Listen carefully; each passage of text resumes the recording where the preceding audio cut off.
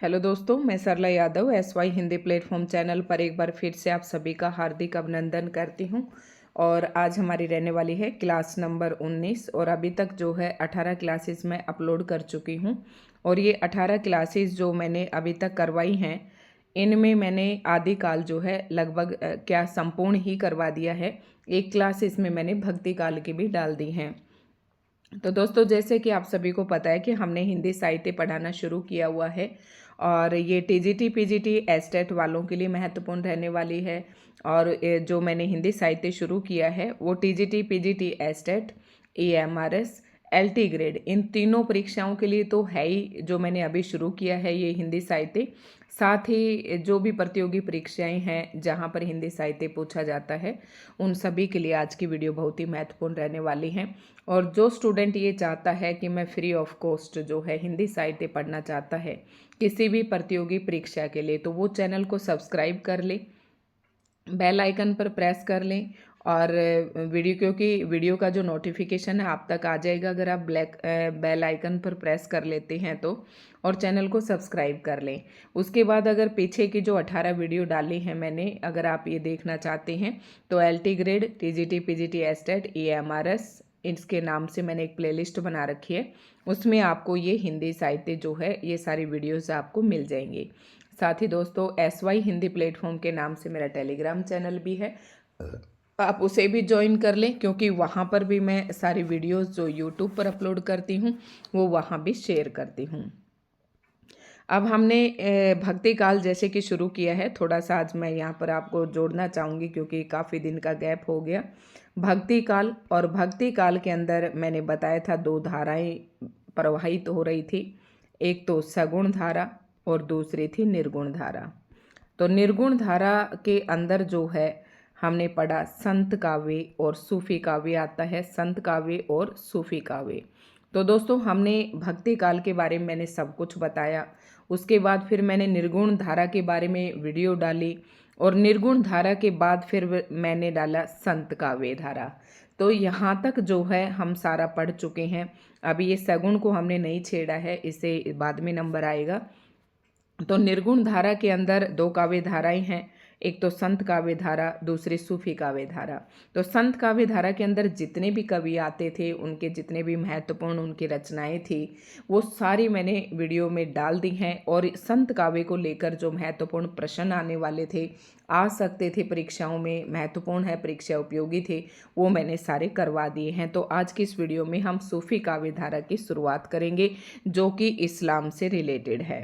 अब दोस्तों, यहाँ तक मैंने कल करवा दी थी आपको। इससे पहले वीडियो में सारी पंक्तियाँ जो है आप देख रहे होंगे, ये सभी संत कवियों की महत्वपूर्ण पंक्तियाँ मैंने आपको दिखा दी थी। अब यहाँ से अब बहुत कुछ इसमें दिया हुआ है। ये है सूफी काव्य, सूफी धर्म की संक्षिप्त रूपरेखा। तो यहाँ से हमारे पेपर में जो है कोई प्रश्न नहीं बनता है, लेकिन फिर भी कोई स्टूडेंट है जो शुरू से पढ़ना चाहता है तो मैं थोड़ा सा मोटे मोटे तौर पर आपको बताऊंगी ताकि आप जुड़ सकें। तो इसमें जो इस्लाम था, इसमें दो धाराएं थी, एक सनातनी और दूसरा सूफी। तो सूफी हम पढ़ेंगे, लेकिन ये जो नीचे दे रखा है, जो सूफी फिर किस किस कितने संप्रदाय में बटा हुआ था। जो सूफी था वो चिश्ती संप्रदाय, सुहरावर्दी संप्रदाय, कादरी संप्रदाय, नक्शबंदी संप्रदाय। फिर ये सुहरावर्दी जो संप्रदाय ये कितने में बटा हुआ था, इनके कौन कौन संत थे, सब ना बता रखा है। लेकिन मैंने भी दोस्तों ये नहीं पढ़े और यहाँ से कोई भी प्रश्न नहीं पूछा जाता है। फिर आप यहाँ से देख रहे होंगे सूफी संप्रदाय की संक्षिप्त रूपरेखा यहाँ दे रखी है। ये वही नाम है आप इनके अंदर, और ये इनके प्रवर्तक के नाम है, ये इनकी समय सीमा है, आप इन्हें देख ले। अब आपके काम की चीज़ें यहाँ से शुरू होती है और हम यहीं से पढ़ना शुरू करेंगे। ठीक है, जहाँ से आपके प्रश्न बनते हैं वहाँ से अब हम शुरू करेंगे। तो सूफी दर्शन को तसव्वुफ कहते हैं। सूफी शब्द की व्युत्पत्ति के संबंध में निम्नलिखित मत हैं। अब बात ये होती है कि सबसे पहले प्रश्न ये उठता है कि सूफी शब्द की जो व्युत्पत्ति है वो कहाँ से आई। तो मूल शब्द ये है और उसका अर्थ है। जैसे कुछ लोग कहते हैं कि जो सूफी शब्द है वो सूफ शब्द से बना है और जिसका अर्थ है ऊन। कुछ कहते हैं कि ये सफ़ शब्द से बना है और सफ़ का मतलब है पंक्ति, और कुछ लोग कहते हैं सूफा से ये शब्द बना है और जिसका अर्थ है चबूतरा, और कुछ लोग कहते हैं सोफिया से सूफी शब्द बना है और जिसका अर्थ है विद्या, और कुछ लोग सफ़ा से लेते हैं जिसका अर्थ है पवित्र।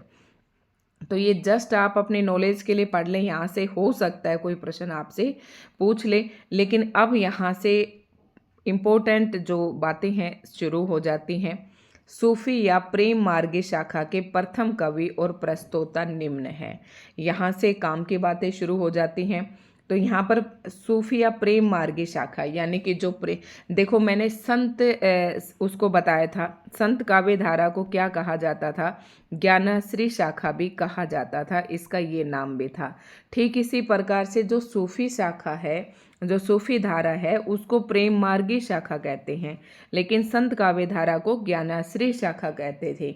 ये दोनों आपको याद रखनी है। तो यहाँ पर हम प्रेम मार्गी शाखा के प्रथम कवि देखते हैं और यहीं से प्रश्न पूछा जाता है कि सूफी शाखा के जो है या प्रेम मार्गी शाखा के प्रथम कवि कौन है। तो आप सभी को पता है कि अलग अलग विद्वान जो है अपने अपने तरीके से प्रथम विद्वान मानते हैं। तो गणपति चंद्रगुप्त जी ने किसको माना है, हंसावली को माना है।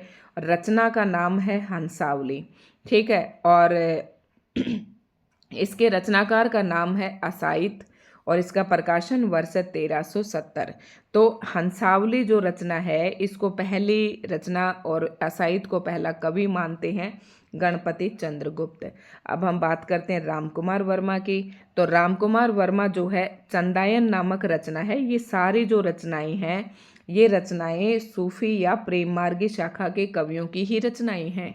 इन्हीं में से क्या है कि ये हंसावली को मानते हैं गणपति चंद्रगुप्त, रामकुमार वर्मा जो है चंदायन, और चंदायन की जो कवि हैं वो मुल्ला दाऊद हैं और इसका प्रकाशन वर्ष 1379। इसको पहला कवि चंदायन को रामकुमार वर्मा जो है पहला कवि चंदायन को मानते हैं और चंदायन की जो रचना है मुल्ला दाऊद इसे पहले कवि मानते हैं। उसके बाद आता है मोस्ट इम्पोर्टेंट बात आती है और वो ये है कि हजारी प्रसाद द्विवेदी जी जो है सत्यवती कथा नामक जो रचना है, जो प्रेम मार्गी शाखा की रचना है, इसे हिंदी की पहली रचना मानते हैं और ईश्वर दास जो इसके रचयिता हैं, ईश्वर दास को पहला कवि मानते हैं और सत्यवती कथा की रचना कब हुई, 1501 में। उसके बाद रामचंद्र शुक्ल जी जो है मृगावती नामक रचना को हिंदी की ये जो है पहली प्रेम मार्गी या सूफी शाखा का पहली रचना मानते हैं मृगावती को रामचंद्र, और इसके जो रचनाकार है वो कुतुबन है। इसका रचनाकाल भी 1501 है। एक बार फिर से ध्यान से देखते हैं, याद रखना है रामचंद्र शुक्ल जी का पूछा जाता है मृगावती। इसकी ट्रिक क्या याद रखोगे कि रामचंद्र जी जो है ना पूरी रामायण के मृग ने हिरण से ही तो पूरी रामायण रची गई थी। सीता ने कहा कि मुझे सोने का हिरण चाहिए, तो मृग किसका पर्यायवाची, हिरण का ही है। तो मृगावती नामक रचना किसने लिखी, रामचंद्र शुक्ल जी ने। रामचंद्र जी जो है मृग के पीछे पीछे भागे थे। इस ट्रिक से आप कभी भूलोगे नहीं। उसके बाद है हजारी प्रसाद द्विवेदी जी जो है सत्यवती कथा। इनमें काफ़ी कन्फ्यूज़न था, तो मैंने क्योंकि बहुत सारी रचनाएं याद की थी, फिर मैंने यही ट्रिक बनाई थी कि सत्य जो है ना, हजार झूठ बोलने पर भी कोई सत्य को नहीं दबा सकता। तो हजारी प्रसाद द्विवेदी जी ने सत्यवती कथा को जो है पहली रचना माना है। रामकुमार वर्मा ने चंदायन को, गणपति चंद्रगुप्त ने हंसावली को। आगे बढ़ते हम इसी के साथ, और कुछ महत्वपूर्ण पॉइंट्स हैं और भी उन्हें देख लेते हैं। अब असायत जो रचना है काफ़ी इंपॉर्टेंट है, कई बार पेपर में पूछी जाती है। असायत कृत हंसावली का रचना स्त्रोत जो है विक्रम वैताल की कथा है। इसमें पाटन की राजकुमारी हंसावली की कहानी है। बस यही है जिसे गणपति चंद्रगुप्त जी जो है हंसावली को पहली रचना मानते हैं। तो इसका जो रचना स्त्रोत है वो विक्रम वैताल की कथा है और इसमें पाटन की एक राजकुमारी हंसावली इसकी कहानी है। रामकुमार वर्मा ने मुल्ला दाऊद को अपने इतिहास ग्रंथ में संधि काल के अंतर्गत रखा है। संधि काल का मतलब दो कालों के बीच का कवि। चारण काल और संधि काल, इनके बीच का कवि माना है रामकुमार वर्मा ने। और रामकुमार वर्मा ने आदि काल को दो भागों में बांटा था, संधि काल और चारण काल और संधि काल। तो इन दोनों के संधि काल के अंतर्गत रखा है इसमें, ठीक है। आदिकाल को किसी ने तो आदिकाल कहा, लेकिन जो रामकुमार वर्मा है उन्होंने आदिकाल को जो काल विभाजन किया तो चारण काल और संधि काल में बांटा। तो रामकुमार वर्मा जी जो है मुल्ला दाऊद को किस में रखते हैं, इन्होंने जो अपना हिंदी साहित्य का इतिहास लिखा उसमें संधि काल के अंतर्गत रखते हैं। ये बात आपको समझ में आ गई होगी। माता प्रसाद गुप्त ने चंदायन को लोर कहा तथा लोर कथा नाम से अभिहित कहा। ये प्रश्न भी इम्पोर्टेंट है कि चंदायन लोर कथा कौन सी रचना को कहा जाता है, लोर कहा या लोर कथा कौन सी रचना को कहा जाता है, चंदायन को कहा जाता है। ये किसने कहा है, माता प्रसाद गुप्त ने कहा है। हिंदी के अब कुछ प्रमुख सूफी कवि हैं और उनकी काव्य रचनाएं हैं, इनके प्रकाशन वर्ष हैं, कवि हैं, इनमें भाषा कौन सी प्रयोग की गई और प्रमुख छंद कौन सा है। अब देखो आपके नोट्स जो हैं यहीं पर संपूर्ण हो जाएंगे सारे, और इतने बेहतरीन तरीके से ये जो टेबल है बनाई गई है, तो आप भी बना लें इसी तरीके से हेडिंग डालकर।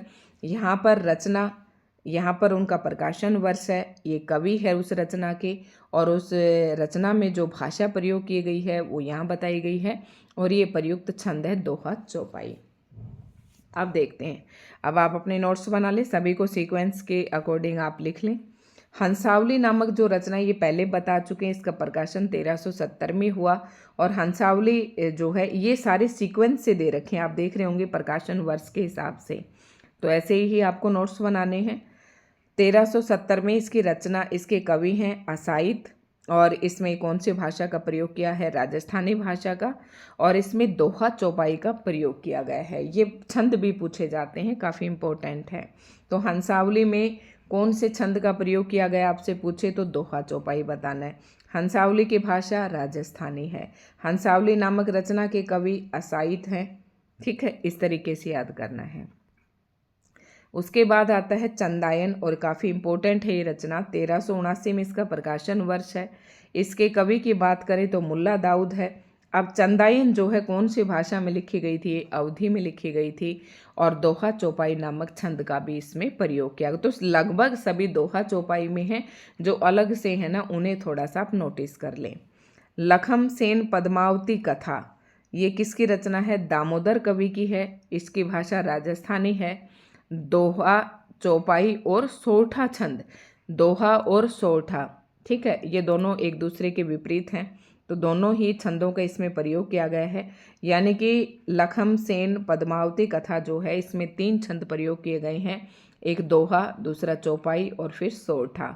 इसकी भाषा राजस्थानी है, इसके कवि हैं दामोदर कवि, और ये पेपर में पूछी भी जाती हैं, सारी ही इम्पोर्टेंट हैं। अगली है सत्यवती कथा, तो इसका प्रकाशन वर्ष 1501 है, और ईश्वर दास इसके रचनाकार हैं। ये सूफी जो रचनाएं हैं लगभग जो है ना अवधी भाषा में लिखी गई है, आप यहाँ से देख सकते हैं। तो सत्यवती कथा ईश्वर दास द्वारा रचित है, इसकी भाषा अवधी है, और इसमें भी दोहा चौपाई का प्रयोग किया गया है। ये काफ़ी इंपॉर्टेंट है, ये सारी रचनाएं पेपर में पूछा 1 नंबर का जरूर पूछा जाता है। मृगावती की रचना काल भी 1501 है, कुतुब्बन इसके कवि हैं, और जो अवधि ये भी अवधी भाषा में लिखी गई, सेम बात है, और ये भी दोहा चौपाई में। उसके बाद माधवानल कामकंदला नामक जो रचना है, इसके रचनाकार गणपति हैं, 1527 में इसका प्रकाशन हुआ। ये कौन सी भाषा में लिखी गई, राजस्थानी भाषा में, और इसमें सिर्फ दोहा छंद का प्रयोग किया गया है। उसके बाद नेक्स्ट और बहुत ही महत्वपूर्ण, यहाँ से प्रश्न जरूर पूछा जाता है, पद्मावती की रचना काल जो है वो 1540 है। जायसी इसके कवि हैं, और ये खूब परीक्षा में पूछा जाता है कि पद्मावत कौन सी भाषा में लिखा गया है, तो पद्मावत जो है अवधी भाषा में लिखा गया है। कौन से छंद प्रयोग किया गया है, तो चौपाई और दोहा छंद में। उसके बाद आता है मधुमालती। मधुमालती की रचना काल 1545 है, और ये मंछन नामक कवि ने इसकी रचना की, ये भी अवधी भाषा में है और दोहा चौपाई में है। आपको अच्छे से याद हो जाएंगे, बस इनके रचनाकार जो हैं इनके नाम आप अच्छे से याद कर लें। उसके बाद माधवानल कामकंदला चौपाई, ये किस में लिखी गई? ये कुशल लाभ इसके कवि हैं। 1556 में, इतनी इम्पोर्टेंट नहीं है ये। राजस्थानी भाषा में लिखी गई और चौपाई, दोहा और सोरठा छंद का इसमें प्रयोग किया। तो इस बुक में एक ही यही खासियत है कि ये नहीं कि जैसे अधिकतर बुक कुछ टिप्स में इम्पोर्टेंट पॉइंट्स दे देते हैं, लेकिन इसने सारा डीप से दे रखा है।